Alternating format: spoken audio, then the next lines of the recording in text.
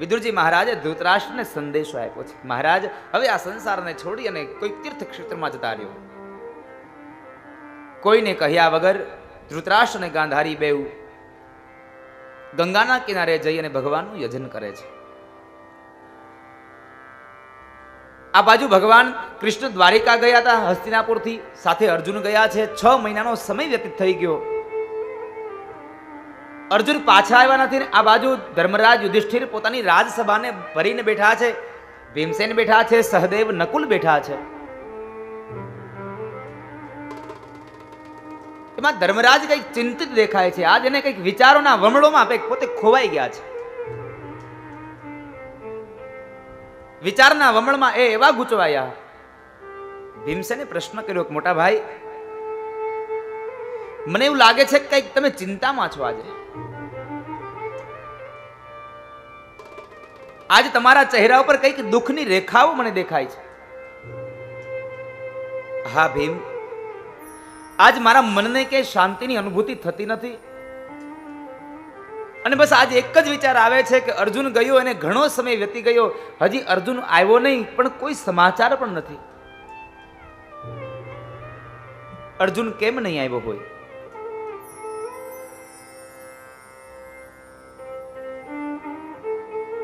હજી ભીમસેન અને ધર્મરાજ બે વાતો કરે છે. એ જ સમયે સામેથી અર્જુન આવતા દેખાય છે.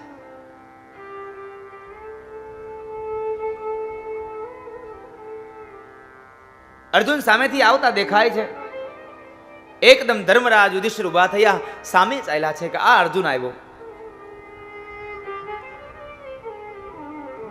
સામે ચાલ્યા, પણ જ્યાં અર્જુનની નજીક જાય તો અર્જુનની આંખોમાં અશ્રુની ધારાઓ વહે છે. આંખમાંથી અશ્રુ વહે છે.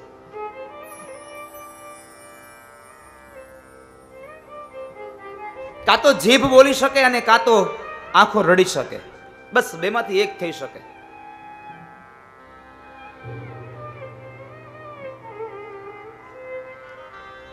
અહીંયા અર્જુન મૌન રહ્યા છે અને આંખમાંથી અશ્રુની ધારા વહે છે.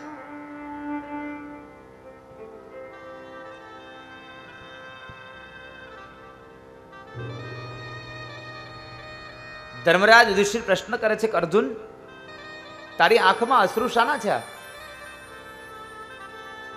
તને શું થયું ભાઈ? અર્જુન ન બોલ્યા. ધર્મરાજ કહે છે કે કોઈ સ્ત્રીની હત્યા કરવામાં કદાચ તું પાછો પડ્યો એટલે તારી આંખમાં અશ્રુ છે.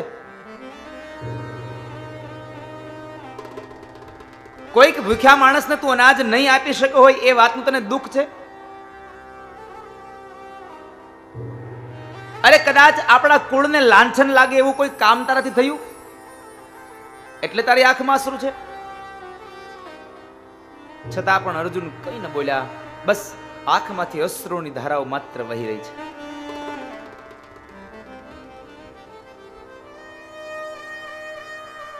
અનેક પ્રશ્નો ધર્મરાજ યુધિષ્ઠિર કરે છે.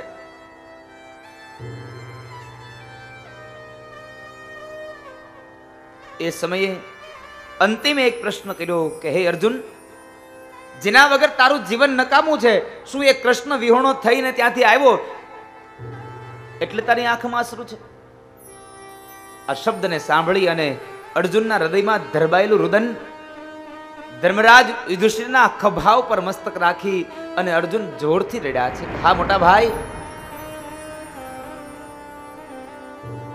તમે જેની વાત કરો છો ને કે હું કૃષ્ણ વિહોણો બન્યો છું, ભાઈ કૃષ્ણ વિહોણો હું એકલો નહીં, આખું જગત કૃષ્ણ વિહોણું બન્યું છે. કારણ તમે જેના કુશળ પૂછો છો ને એમાંનો એક પણ વ્યક્તિ હવે આ ધરતી પર નથી રહ્યા. બ્રાહ્મણોના શાપને લઈ અને ભગવાને યદુવંશનો ક્ષય કર્યો છે. ભગવાન સ્વધામગમન થયા છે. આ શબ્દોને સાંભળી અને ધર્મરાજ યુધિષ્ઠિરની આંખમાં પણ અશ્રુ આવ્યા છે. આંખમાં અશ્રુની ધારાઓ વહી. શું કહે છે અર્જુન? કૃષ્ણ નથી રહ્યા? હા મોટા ભાઈ, કૃષ્ણ નથી રહ્યા. અને આજ હું કૃષ્ણ વિહોણો આવ્યો ને તો પરિણામ કંઈક અલગ આવ્યું. કારણ મોટા ભાઈ, હું એનો એ જ અર્જુન છું. મારા હાથમાં એનું એ જ ગાંડીવ, એના એ જ તીરખામઠાઓ. મેં મહારથી કર્ણને હણ્યો છે. કુરુક્ષેત્રના મેદાનમાં મેં પિતામહ ભીષ્મને બાણ સૈયા આપી છે.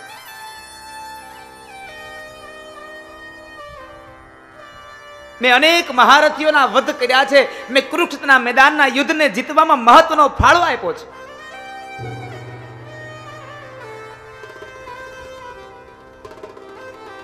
પણ મોટા ભાઈ, કરુણા તો ઈ થઈ છે કે હું કુરુક્ષેત્રના મેદાનના યુદ્ધને જીતી શક્યો, પણ જંગલના સામાન્ય કાબાઓને હું ન જીતી શક્યો. હું દ્વારિકાથી આવતો હતો અને માર્ગની અંદર જંગલમાં એ જંગલના સામાન્ય લૂંટારાઓ, સામાન્ય કાબાઓ મને લૂંટી ગયા. કારણ આજ હું કૃષ્ણ વિહોણો બની ગયો. મારો સમય બદલાયો.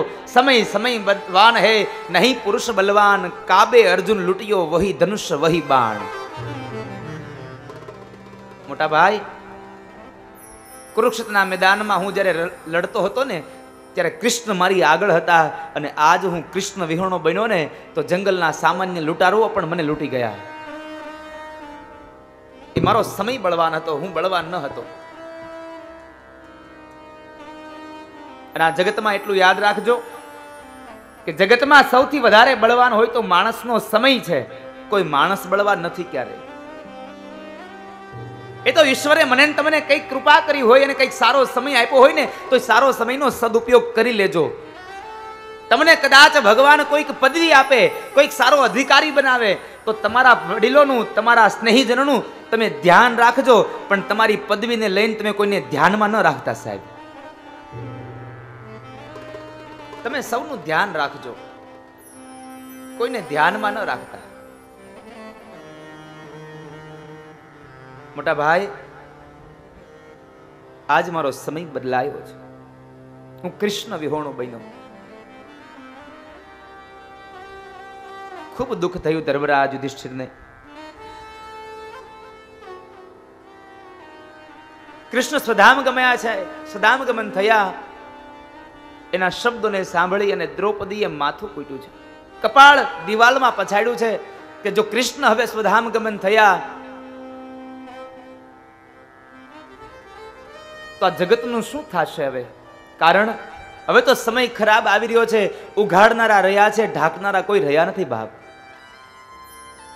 હવે કદાચ આ જગતમાં અનેક દુશાસનો થયા છે. કદાચ કોઈ દ્રૌપદીના, કોઈ સ્ત્રીના વસ્ત્રોને હરણ કરશે, કોઈ નિર્વસ્ત્ર બનાવશે, તો ક્યાંથી કૃષ્ણ આવશે? એ સ્ત્રીના અંગોને કોણ ઢાંકશે?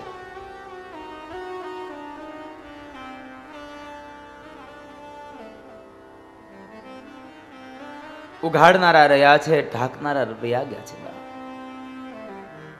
દ્રૌપદીએ કપાળ કૂટ્યું છે. થોડો સમય વ્યતીત થયો એટલે ધર્મરાજ યુધિષ્ઠિર બોલ્યા છે કે હે અર્જુન, જો કૃષ્ણ હવે આ ધરતી પર ન રહ્યા હોય તો આપણાથી જીવન કેમ જીવાય? હવે કૃષ્ણ વિહોણું જીવન આપણાથી ન જીવી શકાય. ચાલો આપણે પણ હવે હેમાળાને માર્ગે ચાલો અને હાડ ગાળી દઈએ. 5 પાંડવોએ પોતાના ઉત્તરાધિકારી એવા જન્મે પરીક્ષિત મહારાજને રાજગાદી સોંપી દઈ 5 પાંડવો અને દ્રૌપદીને સાથે લઈ અને હેમાળાના માર્ગે પોતાનું હાડ ગાળવા જાય છે.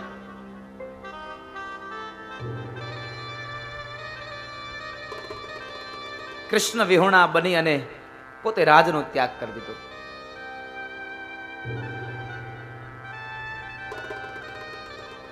કારણ કે સૌનો સમય બળવાન હોય છે સાહેબ. બધાયનો સમય બળવાન હોય છે, કોઈ માણસ બળવાન નથી હોતું. આ મહાભારતનો પ્રસંગ મને તમને સમજાવી જાય કે જીવનમાં ક્યારે અભિમાન ન કરવું કે મારાથી વધારે બળવાન કોઈ નહીં હોય. કારણ કે આપણી કહેવત છે કે શેરની માથે સવા શેર હોય ને હોય જ. શેરની માથે સવા શેર હોય ને હોય જ. આપણી કહેવત છે. મહાભારતનો પ્રસંગ છે, મને યાદ આવે એટલે આપણે કહી દઉં. એક વખતના સમયે ભીમસેન માતા કુંતા પાસે બેઠા છે.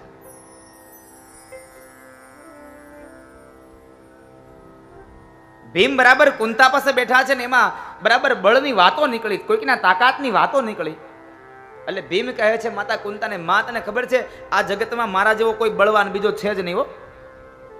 માં કુંતા કહે છે બેટા અભિમાન ન કરાય, શેરની માથે સવા શેર હોય જ, શેરની માથે સવા શેર હોય જ. ભીમસેન ન માન્યા. માં કહે છે જા તું જગતમાં જા, તને સવા શેર મળશે મળશે ને મળશે. ભીમને થયું મારાથી બળવાન બીજો કોણ છે, આ મારાથી વધારે બળવાન છે કોણ?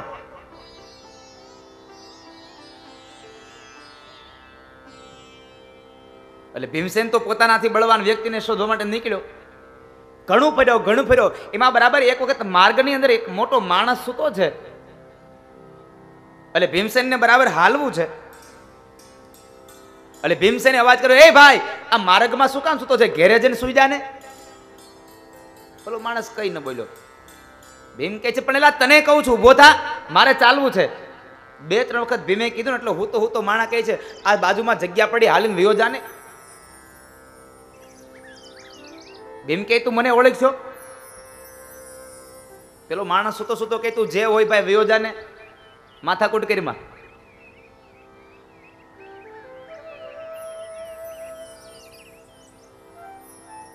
ભીમસેનને ગુસ્સો આવ્યો કે મારી સામે આવી લવારી કરે, આને પતાવી જ દઉં. એકદમ મોટો પથ્થર હતો. મહાપુરુષો અને કવિઓ તો એમ કહે છે કે પથ્થર એટલે કે મોટો પર્વત જેવો પથ્થર હતો. એ પથ્થર ઉપાડી અને પેલા માણસ પાસે નાખ્યો. એ માણસ ને પથ્થર અડ્યો એટલે હું તો માણા કે છે એ ભાઈ એમને વયો જાય ને, કાકરી ચાળો શું કરશો? ભીમ ચકરી ખાઈ ગયો. એ કે આને આવડો મોટો પર્વત માર્યો અને તોય પાછો એમ કે છે કાકરી ચાળો કરીમાં. વળી પાછો બીજો માર્યો અને ઓલો માણા ઊભો થયો. હવે તો તારી ખેર નથી અને બરાબર નીકળ્યો. આગળ ભીમ દોડે ને પાછળ ઓલો માણા દોડે કે આવડો આજ મને મારી નાખશે. મેં એને પર્વત માર્યો અને જો કાકરી લાગી હોય એના હાથમાં આવી જાય તો મારું તો સરનામું જ ભૂઈ નાખશે. આગળ ભીમ જાય અને પાછળ પેલો માણસ દોડ્યો જાય. આ તો તને પકડીને મારી જ નાખું. અને બરાબર માર્ગમાં દોડતો જાય ત્યાં એક સારો બીજો એક માણસ મળ્યો. એ માણસની પાસે આવીને ભીમ કહે છે કે ભાઈ મને બચાવી લો ને, ઓલો માણસ મને મારી નાખશે. એમ ભીમને કહે છે તું મારી પાછળ હંતાઈ જા, હું હમણાં એને પકડી લઉં. ભીમ કહે છે ઓલાને મેં પર્વત માર્યો અને કાકરી ચાળો કરવાનું કહે છે, મને પકડવા આવે છે અને આ માણા એમ કહે છે કે હું એને હમણાં પકડી લઉં. આનું કદાચ ફહકી ગયું લાગે છે. પણ હજી તો વાતચીત કરવામાં રહ્યો ત્યાં પેલો માણસ આવી ગયો અને જે ભીમસેને જે માણસને વાત કરી કે મને બચાવી લ્યો, એ માણસના 2 હાથના કાંડા કપાઈ ગયેલા હતા. છતાં પણ જે દોડતો આવેલો માણસ છે એને કાંડા કપાઈ ગયેલા માણસે એવી બાથ ભીડી દીધી કે માણસ ત્યાંથી હલી ન શક્યો. એ માણસ ત્યાંથી હલી ન શક્યો. આ દ્રશ્ય જોઈને ભીમસેનને ખબર પડી ગઈ કે શેરની માથે હવાશેર હોય તો ખરું જ. આના કાંડા કપાઈ ગયા છે. જેને મેં પર્વત માર્યો એ માણસ એમ કહે છે કે મને કાકરી ચાળો કરી માં. અને એ માણસને કાંડા કપાઈ ગયેલા માણસે પોતાની બાથમાં ભીડી દીધો. ઓલો માણસ એમ કહે છે કે ભાઈ મને છોડી દે, હવે હું છોકરાને કાંઈ નહીં કરું. ભીમ કે મને છોકરો કીધો પાછો, હવે એ છોકરાને કાંઈ નહીં કરું, પણ તું મને મૂકી દે નહીં તો મારો જીવ વયો જશે. ઓલો પકડ્યો તો એ માણસ કહે છે કે તું સીધો પાછો વયો જઈશ ને? હા હું વયો જઈશ. છોડ્યો ને પાછો વયો ગયો. ભીમસેન ને કે તું જા છોકરા ઘેરે. ભીમસેન થોડોક દૂર ગયો ને વળી એને યાદ આવ્યું, લાઈને જરાક પૂછતો જો જાવ કે પર્વત માર્યો એને આણે કાંડા વગરના માણસે એને બાથમાં ભીડ્યો અને આટલી બધી તાકાત છે તો આટલી બધી તાકાત વાળાના હાથ કોણે કાપ્યા? આના હાથ કાપ્યા કોણે? પાછો આવ્યો, હે ભાઈ આટલા બળવાન માણસને તમે તમારા કાંડા વગરના હાથથી તમે પકડ્યો, તમારામાં આટલી તાકાત છે કે તમારાથી વધારે તાકાત વાળો એવો માણસ કયો કે તમારા કાંડા કાપી ગયો? પેલો જેના કાંડા કપાઈ ગયા હતા ને માણસ કહે છે મારા કાંડા કુંતીના પુત્રએ એને અર્જુને મારા કાંડા કાપ્યા છે. મારા કાંડા અર્જુન કાપી ગયો છે અને મને ખબર છે કે અર્જુનની 5 ભાઈઓ છે, 5માંથી એકે મારા હાથમાં આવ્યો ને એટલે એનો વારો છે. અને ભીમને ખબર પડી કે આ તો હું જો હમણાં અહીં ઓળખાણ આપીશ તો મારું આવી બન્યું. પગમાં ચપ્પલ ન પહેર્યા, એક પગમાં ચપ્પલ પહેર્યું ને એક હાથમાં લઈને ખેખટિયા મારે ગયો. હવે તને સરનામું આપે બીજા, તને ઓળખાણ અપાય? આ ખેખટિયા વાળી ખબર છે ને તમને? માર્ગમાં હાલ્યા આવતા હોઈએ અને બરાબર જો વાહે કૂતરું થાય હડકાયું, પછી ચંપલ પગમાંથી નીકળી જાય, એક પગનું ચંપલ પડ્યું રહે અને એક પગનું ચંપલ પગમાંથી કાઢવાનો વેત ન રહે ને દોડ્યો આવે, એ ખેખટિયા મારે.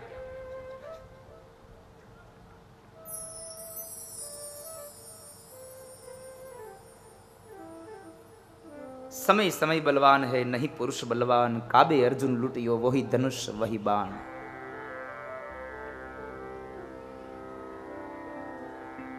માણસનો સમય બળવાન છે સાહેબ. ભીમસેન દોડતો ઘરે આવીને માં કુંતાને કહે છે, માં જમવા આપો. માં કહે છે, બેટા મેળ્યો હવા છે એ રેવા દો, જમવા આપો, ઘરમાં જ છે એ કે.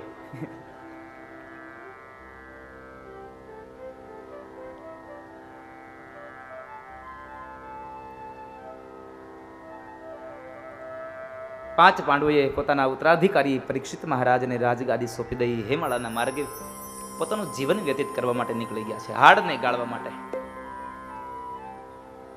અહીંયા આગળ પરીક્ષિત મહારાજ રાજગાદીને સંભાળી એના લગ્ન થયા. ધીમે ધીમે સમય વ્યતીત થવા લાગ્યો અને એવાની અંદર એક વખતનો સમય છે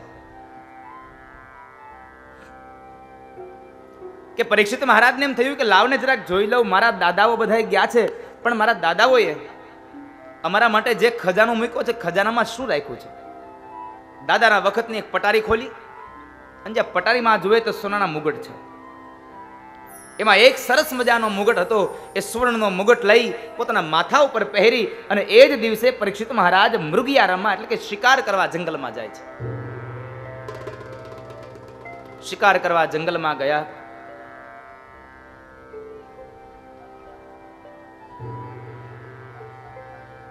માર્ગની અંદર બરાબર જાય છે ત્યાં એક કાળો ને કદાવર પુરુષ એક ગાય અને એક બળદને માર મારે છે.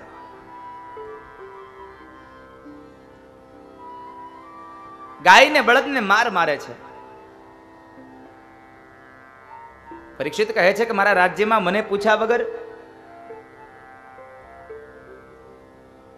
આ દંડ કોણ દે છે? હું એને દંડ આપીશ. મને પૂછ્યા વગર જે માણસ દંડ આપે છે એ માણસને હું દંડ આપીશ. એકદમ દોડતા દોડતા પરીક્ષિત મહારાજ ત્યાં કાળો ને કદાવર પુરુષ જ્યાં ઉભો છે ત્યાં આવીને કહે છે કે ભાઈ તું કોણ છે? મારા રાજ્યમાં મને પૂછ્યા વગર દંડ શા માટે આપે છે? હું તને દંડ આપીશ.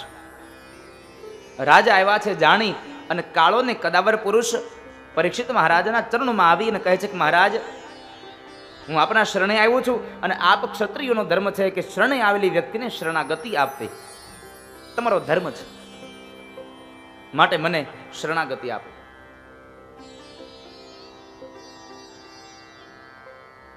પરીક્ષિત કહે છે પણ તું છે કોણ? તારું નામ શું છે? કાળો પુરુષ કહે છે કે મહારાજ, સતયુગ, ત્રેતાયુગ અને દ્વાપર યુગ પરિપૂર્ણ થયા, મારું નામ કલી છે, હું કળયુગ છું. હું તમારા શરણે આવ્યો છું, મને રહેવા માટે સ્થાન આપો.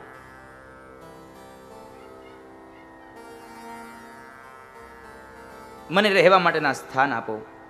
અને એ જ વખતે પરીક્ષિત મહારાજ કહેવાય છે કે રાજા હતા એટલે રાજાએ પોતાનો ધર્મ સ્વીકાર્યો, પોતાનું કર્મ સ્વીકાર્યું અને કાળા અને કદાવર પુરુષને રહેવા માટેના સ્થાન આપ્યા. અને ભાગવત કહે છે, ધૃતમ પાનમ સ્ત્રીય સુના યત્રા ધર્મ ચતુર્વિધ.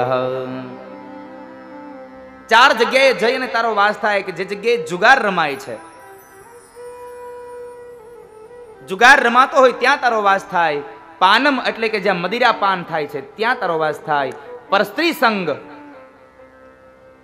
જ્યાં દેહ વિક્રયનું કર્મ થાય છે ત્યાં તારો વાસ થાય. અને એક હિંસા ખાનું, કતલખાનું છે, આ ચાર જગ્યાએ તારો વાસ થાય.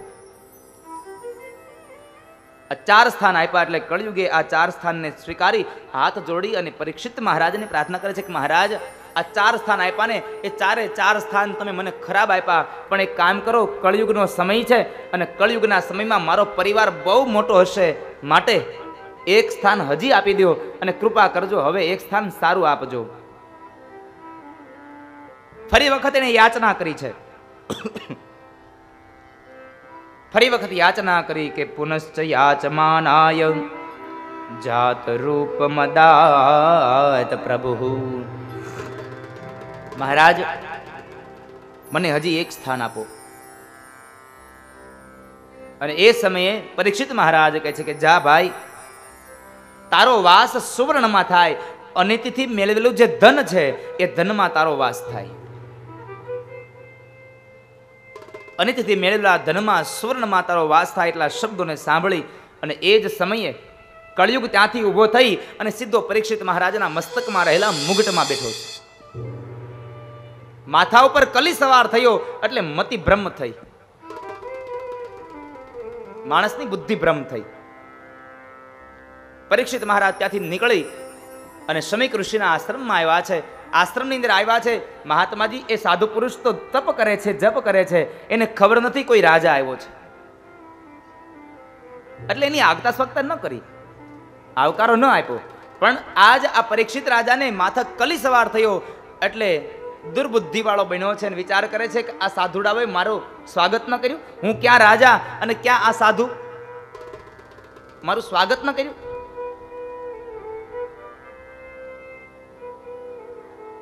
એને અપમાન જેવું લાગ્યું એટલે આવેશમાં આવી અને રાજા પરીક્ષિતે એક સર્પ ત્યાં મરેલો હતો, એ સર્પને લઈ અને ઋષિના ગળામાં પહેરાવ્યો છે. રાજાને એમ હતું કદાચ હું આવ્યો ને એટલે આ ઢોંગ કરે છે, મને દેખાડવા માટે કદાચ આ ઢોંગ કરતા હશે, એટલે લાવ હમણાં ગળામાં સર્પ નાખો એટલે ખબર પડી જશે. જો જાગી જાય તો સમજી જાવ કે આ ઢોંગ છે, નહીં તો હમણાં ખબર પડશે. એટલા માટે સર્પ નાખ્યો હતો. પણ શમીક મહારાજ તો ધ્યાનમાં બેઠા હતા, એમને ખબર ન હતી. શમીકના એક શિષ્યએ આ દ્રશ્યને જોયું અને શમીક ઋષિના પુત્ર શૃંગી મહારાજ નદીમાં સ્નાન કરવા ગયા.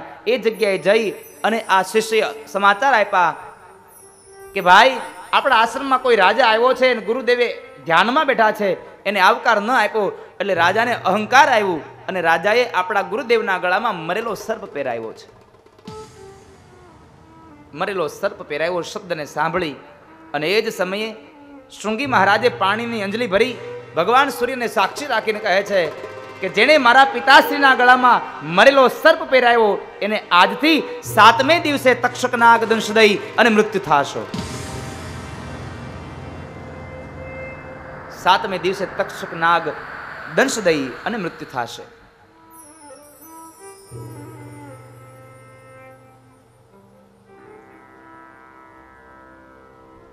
પરીક્ષિત રાજા ત્યાંથી નીકળી પોતાના રાજભવનમાં આવ્યા છે. શૃંગી મહારાજ પોતાના આશ્રમમાં આવ્યા છે. શિશુ રુદન થવા લાગ્યું એટલે શમીક મહારાજ જાગ્યા છે. જુએ ત્યાં બાળક રડે છે.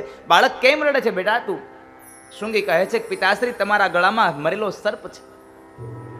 ઋષિવરે ગળામાં સર્પને જોઈને કહે છે કે આ તો આપણા આશ્રમનો સર્પ છે, આને કોણે માર્યો?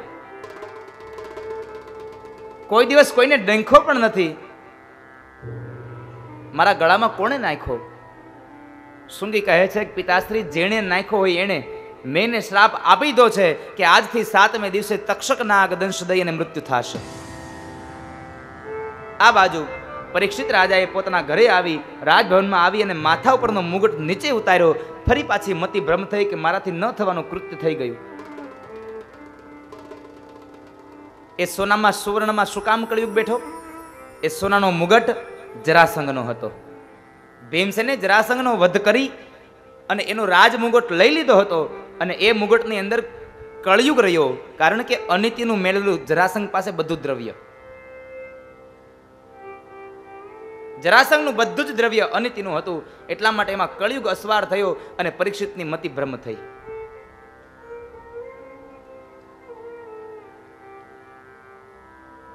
જ્ઞાન થયું ને વળી પાછા પરીક્ષિત મહારાજ શમીક ઋષિ પાસે આવી અને પ્રાર્થના કરે છે, બાપજી મને માફ કરો, મારાથી ન થવાનું કૃત્ય આપના પ્રત્યે થયું છે, મને માફ કરો. આશ્રમમાં આવ્યા એટલે પરીક્ષિતને ખબર પડી કે મને 7મે દિવસે તક્ષક નાગ દંશ દઈ અને મૃત્યુ થશે એનો શાપ મળ્યો છે. એ શાપને પોતાના શિરોમાન્ય માની અને શમીક ઋષિને કહે છે કે બાપજી મહારાજ, મેં ભૂલ કરી છે તો મારે એનું પરિણામ ભોગવવું જ રહ્યું. આ શાપને હું ભોગવવા તૈયાર છું, પણ કંઈક મારા ઉપર કૃપા કરો.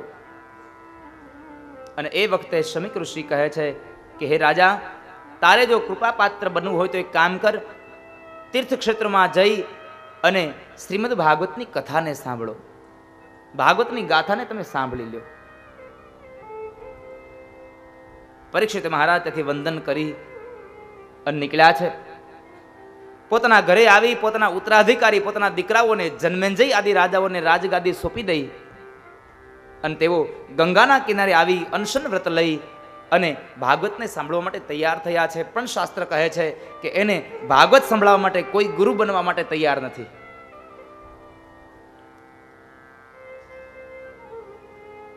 એના ગુરુ બનવા માટે કોઈ તૈયાર નથી. એ સમયે દેવર્ષિ નારદ બરાબર સુખદેવજી મહારાજ પાસે ગયા છે. સુખદેવજી મહારાજ પાસે જઈને કહે છે, બાપજી તમે મારી સાથે ગંગાના કિનારે ચાલો ને, મારી સાથે ગંગાના કિનારે ચાલો. કારણ ગંગાના કિનારે પરીક્ષિત રાજા અનશન વ્રત લઈને બેઠા છે, એને ભાગવત તમે સંભળાવો. કારણ એને બ્રાહ્મણનો ઋષિવરનો શ્રાપ છે કે આજથી 7મે દિવસે તક્ષક નાગ દંશ દઈ અને મૃત્યુ થશે, માટે આપ પધારો અને ભાગવતની ગાથાને સંભળાવો. સુખદેવજી મહારાજ ના પાડે છે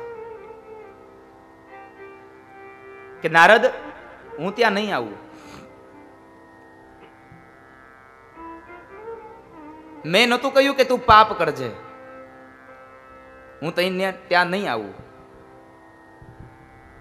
દેવર્ષિ નારદ કહે છે, બાપજી તમે નહીં આવો તો એને ભાગવત કોણ સંભળાવશે?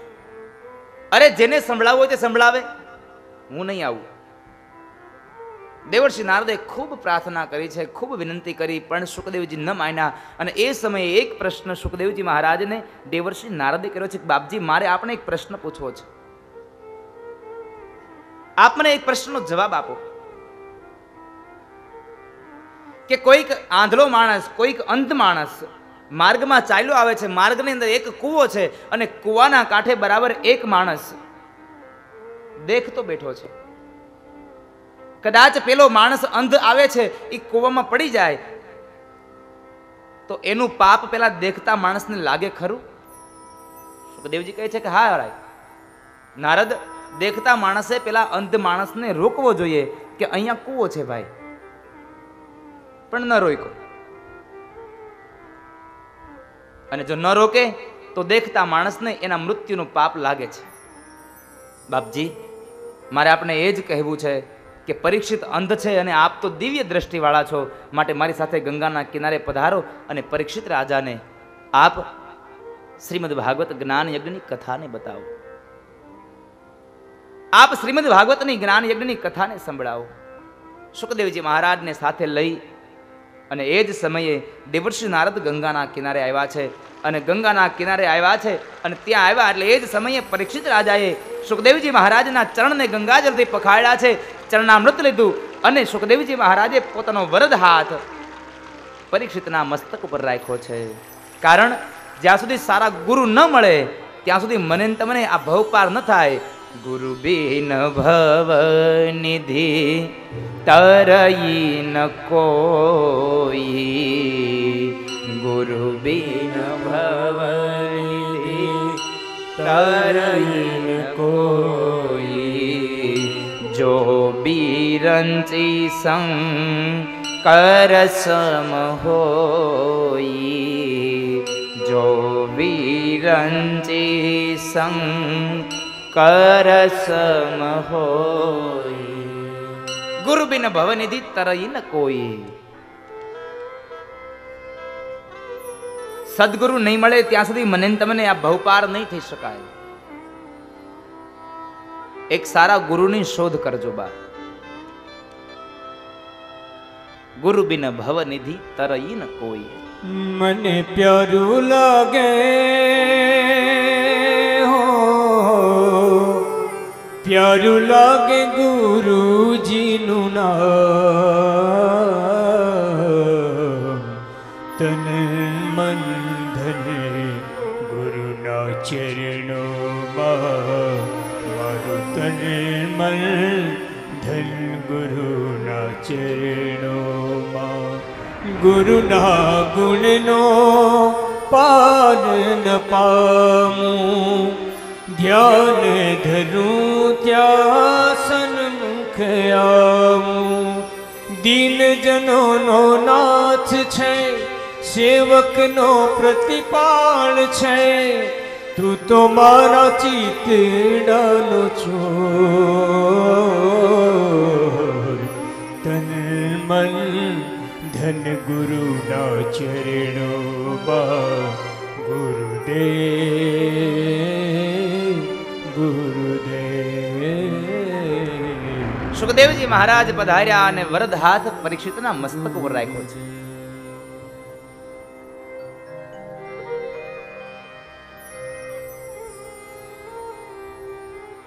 પરીક્ષિત રાજા ધન્યતા અનુભવે છે. બાપ,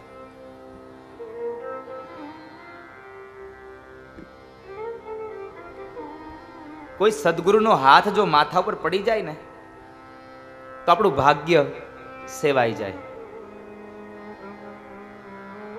કોઈ સદગુરુનો હાથ જો માથા ઉપર પડી જાય તો ભાગ્ય સેવાઈ જાય. અને આપણી એવી જ ઈચ્છાઓ હોય છે ને, ગામમાં કોઈક મહાત્માજી આવ્યા હોય, આપણે શું કરીએ? એકદમ દોડીએ, પગે લાગીએ અને કદાચ મહાત્માજી પ્રસાદીમાં કંઈક આપી દે, પ્રસાદીમાં પારા આપે, આપણા માથા ઉપર એનો હાથ પધરાવે તો આપણને એમ થાય કે આપણને આશીર્વાદ આપ્યા. મહાપુરુષો કહે છે કે આ જગતમાં સંતો 3 પ્રકારના છે. 3 પ્રકારના સંતો છે. એક સંતોનો હાથ જો તમને સ્પર્શ થઈ જાય તો તમારું ભાગ્ય સેવાઈ જાય. એક સંતની નજર તમારા ઉપર થાય તો પણ તમારું ભાગ્ય સેવાઈ જાય. અને કદાચ ન હાથ પડે ન નજર પડે, માત્ર એ મહાત્માજી, એ મહાપુરુષ પોતાની ધ્યાન અવસ્થામાં માત્ર તમને યાદ કરી જાય ને તોય તમારું ભાગ્ય સેવાઈ જાય.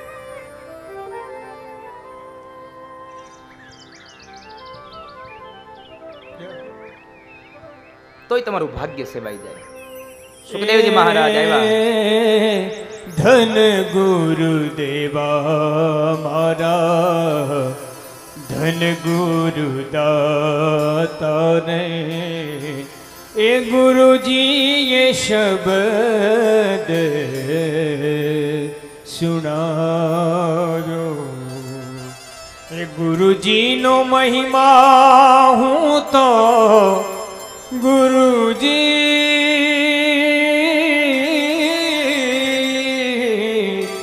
ગુરુજીનો મહિમા હું તો એ પલ પલ વખાણું રે. એ જી મારા પંડ્યના પ્રાયશ્ચિત સઘળા જાય. એ ધન ગુરુદેવા મારા, ધન ગુરુદાતા રે, ગુરુજીએ શબ્દ સુણાવ્યો. સુખદેવજી મહારાજને દેવર્ષિ નારદ લઈને આવ્યા છે ગંગાના કિનારે. પ્રથમ સ્કંદની પૂર્ણાહુતિ કરી અને દ્વિતીય સ્કંદમાં પ્રવેશ કરાવ્યો અને ભાગવતનો આરંભ ગંગાના કિનારે થયો છે.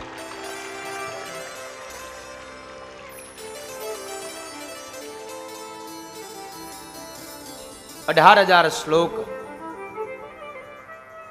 12 સ્કંદ, 335 અધ્યાય, 900 લક્ષ અક્ષર વાળું આ ભાગવત હવે ગંગાના કિનારે વહી રહ્યું છે. પરીક્ષિત મહારાજને સુખદેવજી મહારાજે ક્યારે ભાગવત સંભળાયું? શ્રીમદ ભાગવતના મહાત્મ્યની અંદર બતાવ્યું છે કે ભગવાન શ્રી કૃષ્ણ સ્વધામ ગમન થયા ત્યાર પછીના 25 થી 30 વર્ષનો સમય વ્યતીત થયો. 25 થી 30 વર્ષનો સમય વ્યતીત થયો અને ત્યારબાદ ગંગાના દક્ષિણ કિનારે સુખદેવજી મહારાજે રાજા પરીક્ષિતને ભાદરવા સુદ નોમથી લઈ અને ભાદરવા સુદ પૂનમ સુધી શ્રીમદ ભાગવતની કથા સંભળાવી છે. 7 દિવસની આ મોક્ષ ગાથાને સુખદેવજી મહારાજે રાજા પરીક્ષિતને સંભળાવી છે. ગંગાના કિનારે ભાગીરથી ગંગાના કિનારે હવે ભાગવતી ગંગાનો પ્રારંભ થયો છે. બોલો કૃષ્ણ કનૈયા લાલ કી જય. શ્રી કૃષ્ણ રાધા વર ગોકુલેશ ગોપાલ ગોવર ધનનાથ વિષ્ણુ જીહવે પિબસ્વા મૃત મેત દેવ ગોવિંદ દામો દર માધવે.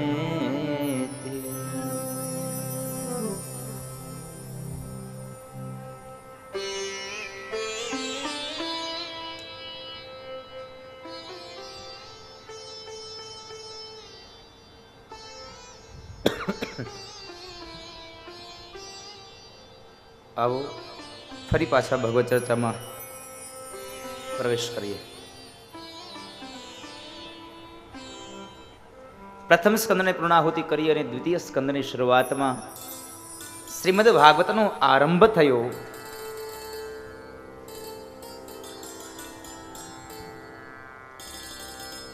સુખદેવજી મહારાજ રાજા પરીક્ષિતને ભાગવત સંભળાવે અને એ ભાગવતના પ્રારંભની અંદર પરીક્ષિત મહારાજે સુખદેવજી બાપજીને પ્રશ્ન કર્યો છે કે હે નાથ, હે બાપજી, મને એક પ્રશ્નનો જવાબ આપો ને કે જે માણસનું મૃત્યુ નજીક આવ્યું હોય એને શું કરવું જોઈએ? જે માણસનું મોત નજીક છે એને શું કરવું જોઈએ? આ વાક્યને સાંભળી અને સુખદેવ ખૂબ રાજી થયા.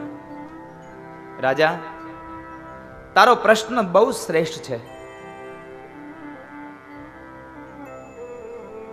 જે માણસનું મૃત્યુ નજીક આવ્યું હોય એ માણસે ઈશ્વરનું યજન કરવું જોઈએ, ઈશ્વરમય પોતાનું જીવન બનાવવું જોઈએ. કદાચ અંતિમ વેળાએ મને તમને ઈશ્વરના દર્શન પણ થઈ જાય.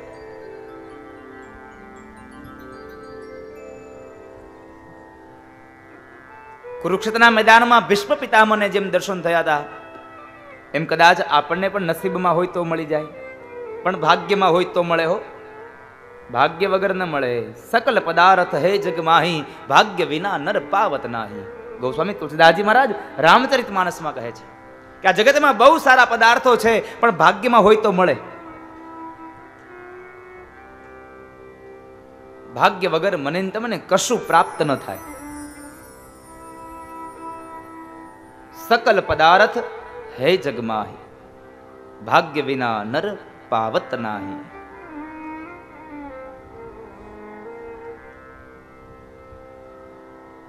એ તો ભાગ્યમાં હોય તો મળે.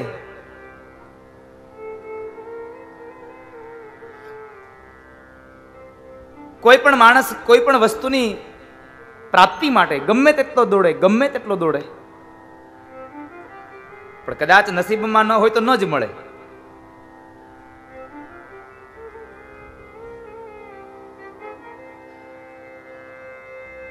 એના માટે પ્રારબ્ધ ઊભું કરવું પડે સાહેબ. આ જન્મની અંદર દેવર્ષિ નારદ બનવા માટે શું કરવું પડે? ગયા જન્મમાં ભલે દાસી પુત્ર હતા છતાં પણ ઈશ્વરનું યજન કરવું પડ્યું.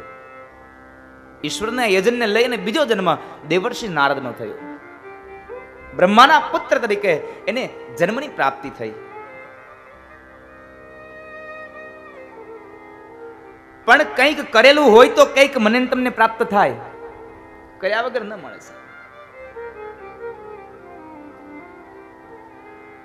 કંઈક આપણા સત્કર્મો, ગયા જન્મના કંઈક સત્કર્મો, આ જન્મના સત્કર્મો કંઈક ભેગા થાય તો મને તમને મળે.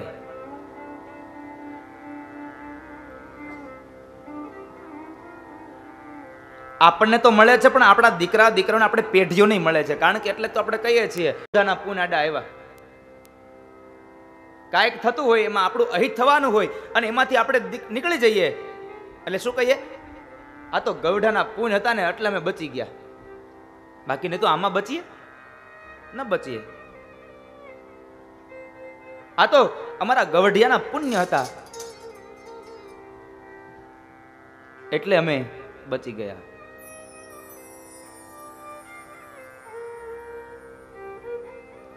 આપણા ગરડાએ કંઈક આપણા માટે કર્યું હશે તો આપણને કંઈક મળ્યું હશે. અને આ વાતને સ્વીકારવી બહુ મુશ્કેલ છે સાહેબ. કોઈકને યશ આપવો ને બહુ મુશ્કેલ છે. તમે કદાચ લાખ રૂપિયાનું દાન કરી શકો, પણ તમારા હાથે થયેલું કામ છે એ એમ ન કહી શકો ભાઈ મેં ક્યાં કર્યું, બીજાએ કર્યું છે, ન કહી શકો.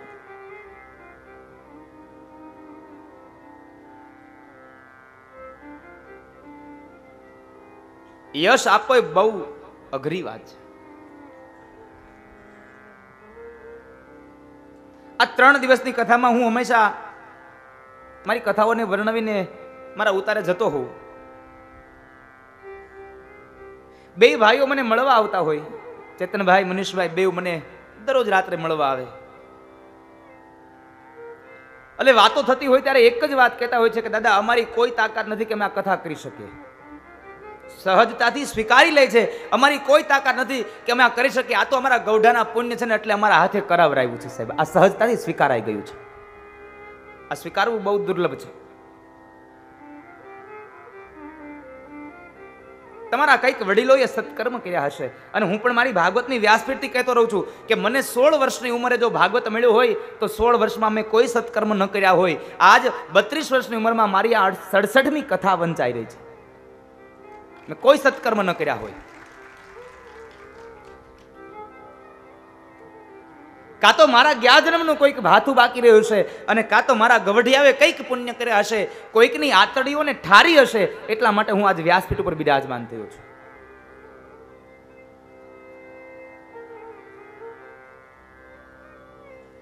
ભાગવત છે મરતા શીખડાવે છે. મેં આગળના દિવસોમાં પણ કીધું હતું કે રામચરિત માનસ છે જીવન જીવતા શીખડાવે, જ્યારે ભાગવત છે એ માણસને મરતા શીખડાવે. માણસનું મરણ કેવું હોવું જોઈએ અને એ સાર્થક કરી બતાવ્યું સ્વર્ગસ્થ ગાંડુભાઈએ. કારણ દત્તાત્રેયના ભગવાન ગિરનારના ગોદમાં જઈ અને ભગવાન દત્તાત્રેયની સામે પોતાના દેહને વિલીન કર્યો સાહેબ. આનાથી વિશેષ મૃત્યુ ન મળે.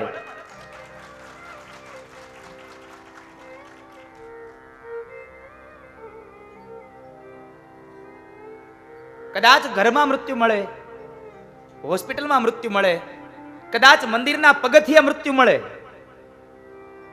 પણ આ તો દત્તાત્રેયની ગોદમાં જઈને સાહેબ ગિરનારના એ પર્વત ઉપર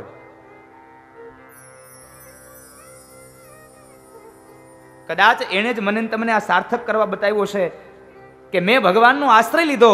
મને ભગવાને પોતાના પાસે સામેથી બોલાવ્યો. તમે પણ આ ભાગવતનો આશ્રય લ્યો, કદાચ તમને પણ ઈશ્વર બોલાવી શકે છે. આજે આત્મા ખૂબ રાજી હશે, ખૂબ રાજી હશે કે એના દીકરાઓએ આવું મહાભગીરથ યજ્ઞ કર્યો છે. એના પરિવારના સભ્યો સાથે મળી, એના વડીલોએ સાથે મળી અને આ દીકરાઓને હૂંફ આપી અને દીકરાઓએ આવો મહાભગીરથ યજ્ઞ કર્યો. માત્ર પોતાના પિતૃઓના ઉદ્ધાર માટે નહીં, આ ખીજડીયા ગામના અદ્વૈત આત્માઓનો ઉદ્ધાર કરી દીધો છે. આજે કેટલા અદ્વૈત આત્માઓનો ઉદ્ધાર કર્યો. આજ એ અંતરિક્ષમાંથી પિતૃઓ કેટલા તૃપ્ત થયા હશે, કેટલા આનંદ પામતા હશે કે અમારી પાછળ આવો મહાયજ્ઞ રચાયો. પરીક્ષિત કહે છે કે બાપ, જેનું મૃત્યુ નજીક હોય એને શું કરવું જોઈએ? ઈશ્વરનું યજન કરવું જોઈએ. રાજા, તારો પ્રશ્ન સર્વશ્રેષ્ઠ છે કે માણસનું મૃત્યુ નજીક આવે તો ભગવાનનું યજન કરવું જોઈએ, ઈશ્વરનું યજન કરવું જોઈએ.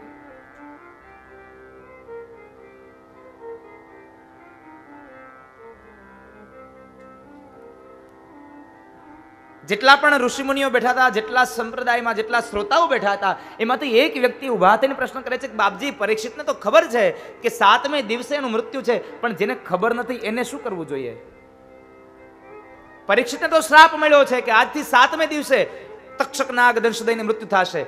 7 દિવસની આવરદા બંધાઈ ગઈ છે. સુખદેવ કહે છે કે સાંભળો હે જીવાત્માઓ, પરીક્ષિતને તો ખબર છે કે આજથી 7મે દિવસે મારું મૃત્યુ છે, જ્યારે મને ને તમને ખબર નથી ક્યારે મૃત્યુ છે.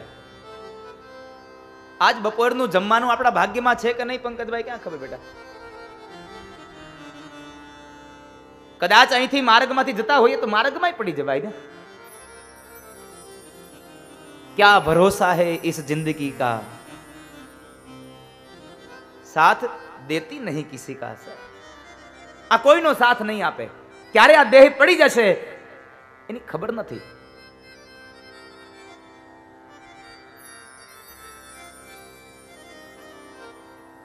ક્યારે મૃત્યુ આવી જશે ખબર નથી. એક વાત ચોક્કસ છે કે પરીક્ષિત રાજાનું મૃત્યુ 7મે દિવસે હતું, જ્યારે મારું ને તમારું મૃત્યુ 7 જ દિવસમાં છે. આ વાત નક્કી છે. રવિવારથી લઈ અને ફરી પાછા શનિવાર સુધી પહોંચો એટલે 7 જ દિવસ થશે.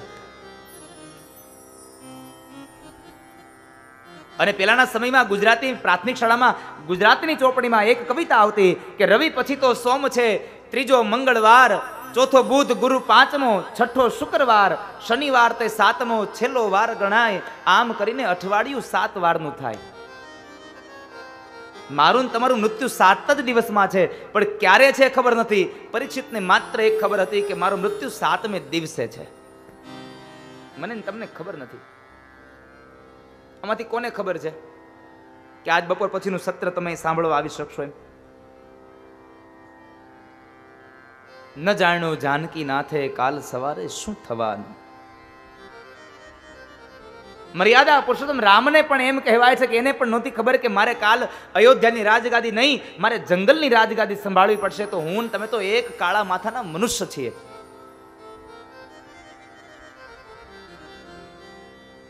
ક્યારે વયા જશું ખબર નહીં પડે.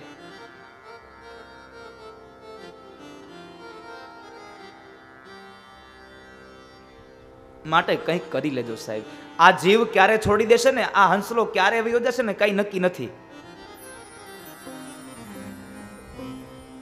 આ ક્યારે આ દેહ પડી જાય એની કોઈ ખબર નથી સાહેબ.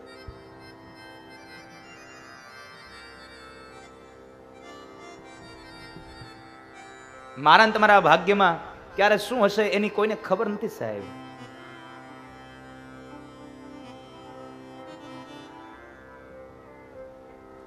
માટે મને કહેવું પણ ખૂબ ગમે છે.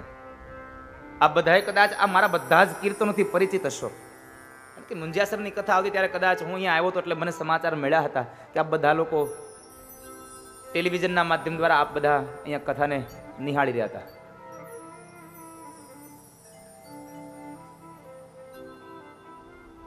પણ મૃત્યુ છે એ ક્યારે આવશે એની મને તમને ખબર નહીં પડે સાહેબ.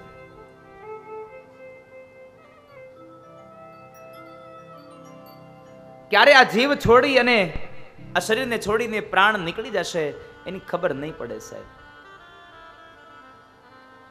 અને એટલા માટે મને કહેવું ગમે છે, કોણ જાણી શકે કાળને રે, સવારે કાલ કેવું થાશે.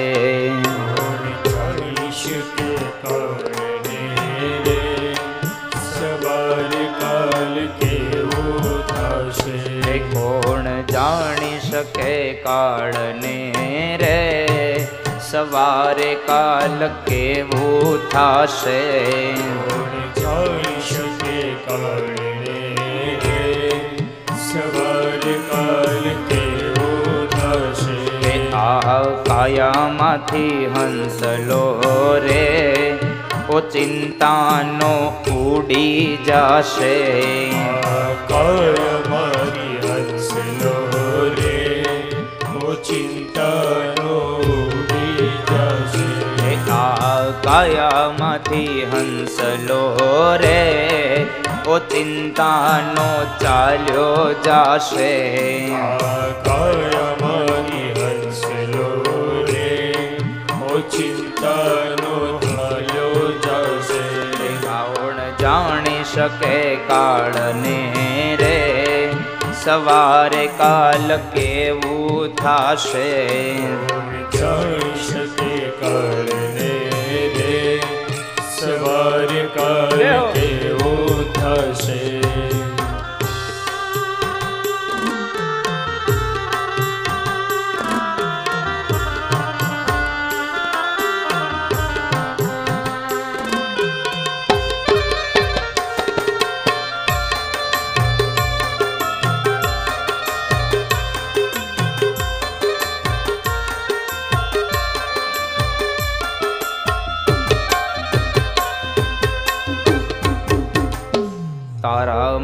મોટા મોટા બંગલા રે મોટર ને ગાડી વાડી મારા મોટા મોટા બંગલા રે મોટર ને ગાડી વાડી તારા મોટા મોટા બંગલા રે મોટર ને ગાડી વાડી મારા મોટા મોટા બંગલા રે મોટર ને ગાડી વાડી એ બધી માયા મૂડી મેલીને ખાલી હાથે જાવું પડશે બધી માયા મૂડી મેલીને ખાલી હાથે જાવું પડશે એ બધી માયા મૂડી મેલીને ખાલી હાથે જાવું પડશે બધી માયા મૂડી મેલીને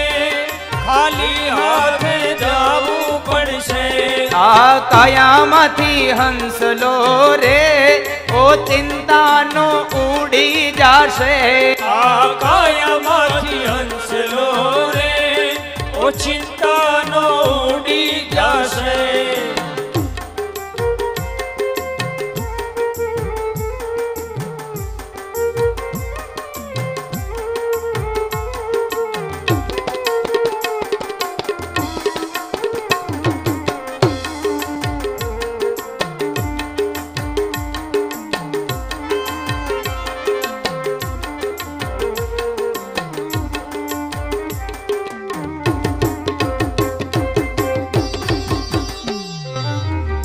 જેની પાસે કથા કીર્તનની બુક લીધી હોય ને કોઈ તો અહીંયા લેતા આવજો હારે સાથે ગાજો બરાબર છે એટલે શું છે કે પછી મારા ગયા પછી તમારે રાગ ગોતવા નહીં તો નિત નવા રાગમાં ઊભા કરશો અને અમુક અમુક તો ધૂનમાં ઓહો હો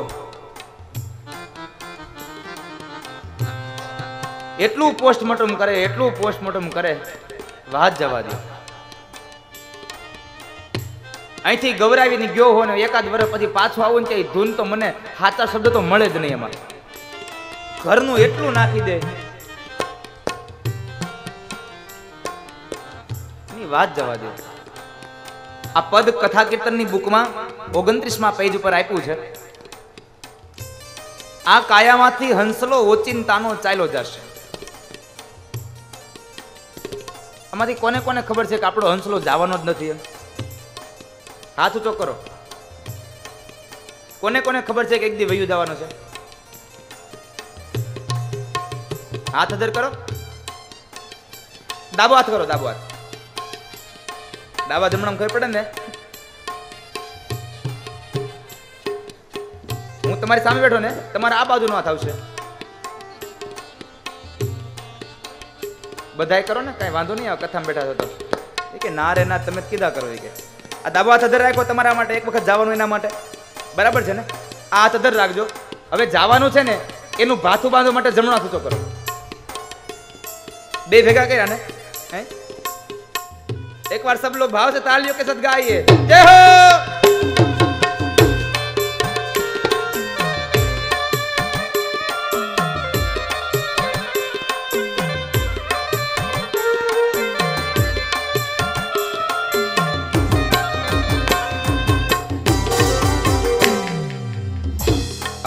કાયામાંથી હંસલો રે ઓ ચિંતાનો ઉડી જશે કાયામાંથી હંસલો રે ઓ ચિંતાનો ઉડી જશે તને મળો રૂડો મન ખોરે બાંધી લેને ભવનું ભાથું તને મળો રૂડો મન ખોરે બાંધી લેને ભવનું ભાથું એ તારો દેહ રૂપાળો રે નહીં રાખે ઘરમાં ઘડી તારો દેહ રૂપાળો રે નહીં રાખે ઘરમાં ઘડી એ તારો દેહ રૂપાળો રે નહીં રાખે ઘરમાં ઘડી તારો દેહ રૂપાળો રે નહીં રાખે ઘરમાં ઘડી એ તારા સગાને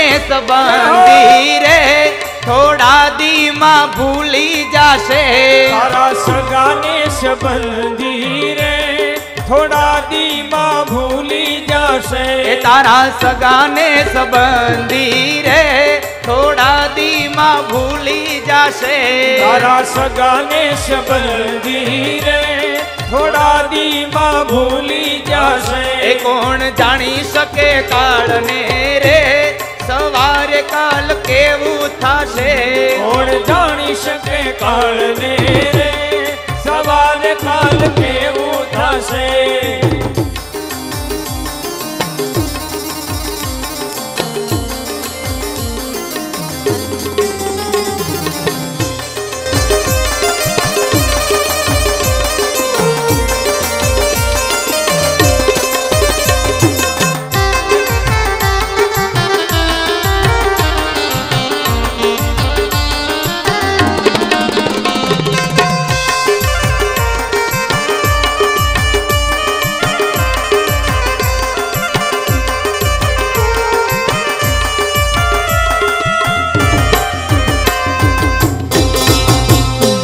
તારી સાચી ખોટી વાણી રે વાણી આ જગમાં અહીં તારી સાચી ખોટી વાણી રે વાણી આ જગમાં અહીં તારી સાચી ખોટી વાણી રે વાણી આ જગમાં અહીં તારી સાચી ખોટી વાણી રે વાણી આ જગમાં અહીં એ તારો પંખીડાનો માળો રે પલકમાં વિખાઈ જાશે તારો પંખીડાનો માળો રે પલકમાં વિખાઈ જશે તારો પંખીડાનો માળો રે પલકમાં વિખાઈ જાશે તારો પંખીડાનો માળો રે પલકમાં વિખાઈ જશે કાયામાંથી હંસલો રે ઓ ચિંતાનો ચાલ્યો જાશે આ કાયામાંથી હંસલો રે ઓ ચિંતાનો ચાલ્યો જશે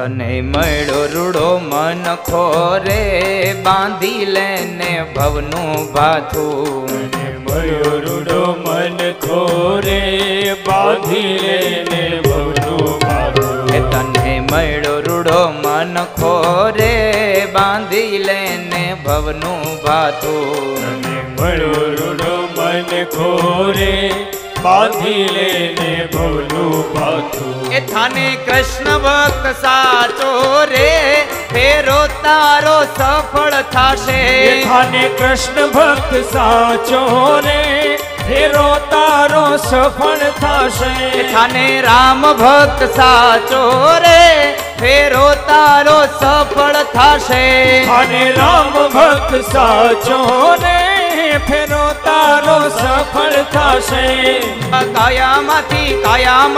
કાયામાંથી હંસલો રે ઓ ચિંતાનો ઉડી જાશે આ કાયામાંથી હંસલો રે ઓ ચિંતાનો ઉડી જશે ઓ ચિંતાનો ચાલ્યો જાશે ઓ ચિંતાનો ચાલ્યો જશે ઓ ચિંતાનો ઉડી જશે ઓ ચિંતાનો ઉડી જશે ઓ ચિંતાનો ઉડી જશે ઓ ચિંતાનો ઉડી જશે